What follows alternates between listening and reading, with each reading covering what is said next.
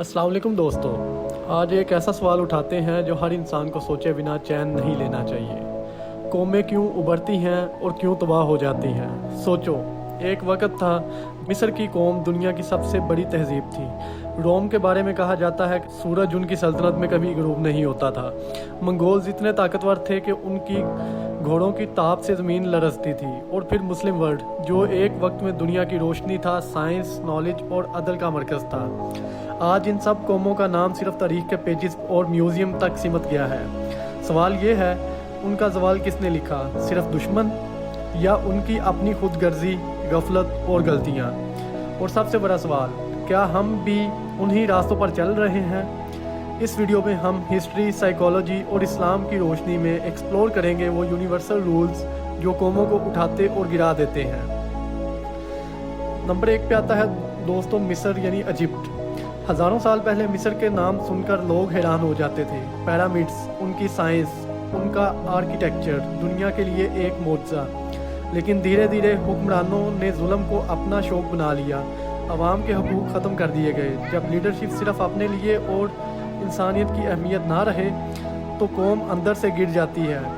फ़राओस का ज़माना इस बात का सबूत है। Roman empire. रोम एक वक्त में दुनिया की सुपर पावर था। रोड्स, लॉज, मिलिट्री सबसे आगे। लेकिन जब उनकी सोसाइटी में लग्जरी और ऐशो आराम भर गया, लोग अपने असल मकसद भूल गए। करप्शन ने निज़ाम को खोखला कर दिया। और जब अंदर से सोसाइटी कमज़ोर हो तो सबसे बड़ा एम्पायर भी गिर जाता है। इसलिए कहा जाता है, Rome didn't fall in a day, it crumbled slowly from inside. Mongols की फ़ौज ऐसी थी कि उनके लिए बादशाह भी लरस जाते थे।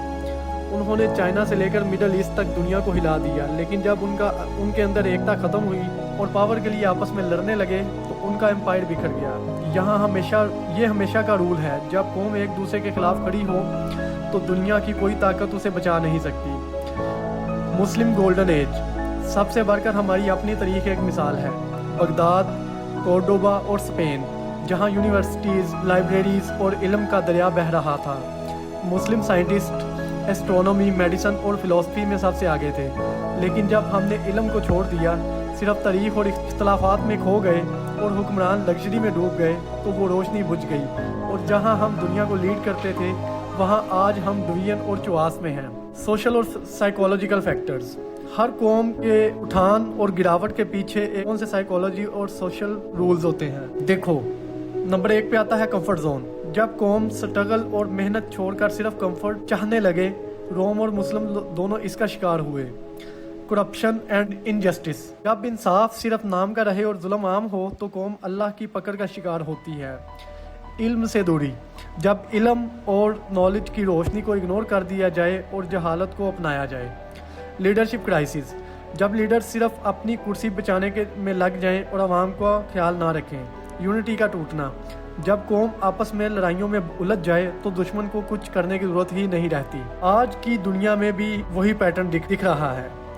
अमेरिका दुनिया का सुपर पावर है, लेकिन ड्रग्स, फैमिली ब्रेकडाउन और सोशल करप्शन बढ़ रहा है। क्या यह नया रोम बन रहा है? चाइना एक राइजिंग पावर, डिसिप्लिन और हार्डवर्क के जरिए दुनिया को चैलेंज कर रहा है। मुस्लिम वर्ल्ड, ऑयल और रिसोर्सेज के बावजूद यूनिटी का नाम नहीं। हर मुल्क अपने लिए लड़ाई लड़ रहा है। पाकिस्तान, हमारे पास सब कुछ है, यंग पॉपुलेशन है, रिसोर्सेज हैं, टैलेंट है, लेकिन हमारी डायरेक्शन क्लियर नहीं। अगर हमने खुद को चेंज ना किया तो हम भी उन्हीं कौमों की लिस्ट में शामिल हो सकते हैं जो सिर्फ मिसाल बन गई। अल्लाह ताला ने कुरान में बार बार इस बात को समझाया। कौम आद, जिसने तकब्बर किया तबाह हो गई। कौम समूद, जिसने जुल्म और नाशुक्री की, उनका अंजाम खराब हुआ। कौम लूत, जिसने फितरत के खिलाफ ज़िंदगी अपनाई, अल्लाह का अजाब पाया। कुरान का गोल्डन प्रिंसिपल है, किसी कौम की हालात अब तक नहीं बदलता जब तक वो अपनी हालत खुद ना बदले। और नबी करीम सल्लल्लाहु अलैहि वसल्लम ने फरमाया, जब तुम बुराई देखकर भी उसे रोको नहीं तो अल्लाह का अजाब तुम पर भी आ सकता है। इसका मतलब ये है कि डाउनफॉल अल्लाह की तरफ से इम्पोज्ड नहीं होता, कौम खुद अपनी तबाही लिखती है।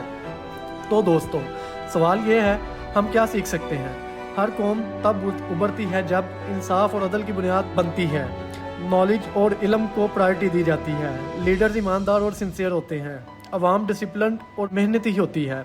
ये रूल सिर्फ मुल्कों के लिए नहीं बल्कि हर इंसान के लिए है। اگر آپ اپنی زندگی میں انہیں اپنا لیں، انصاف، علم اور ڈسپلن، تو آپ اپنی پرسنل لائف کو بھی رائز کر سکتے ہیں، اور جب انڈیویجول سدھرتے ہیں تو پوری قوم اٹھتی ہے۔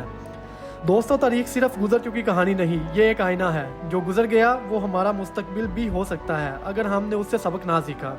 ہر قوم کے پاس ایک موقع ہوتا ہے، یا تو وہ تاریخ میں روشن نام چھوڑتی ہے یا صرف ایک مثال بن کر رہ جاتی ہے۔ سوال یہ ہے، ہم کس راستے پہ جا رہے ہیں؟ آپ اپنی سوچ کومنٹس میں ضرور لکھیے، اور اگر آپ چاہتے ہیں کہ اور لوگ بھی اس سے سیکھیں تو اس ویڈیو کو ضرور شیئر کیجیے۔ شکریہ۔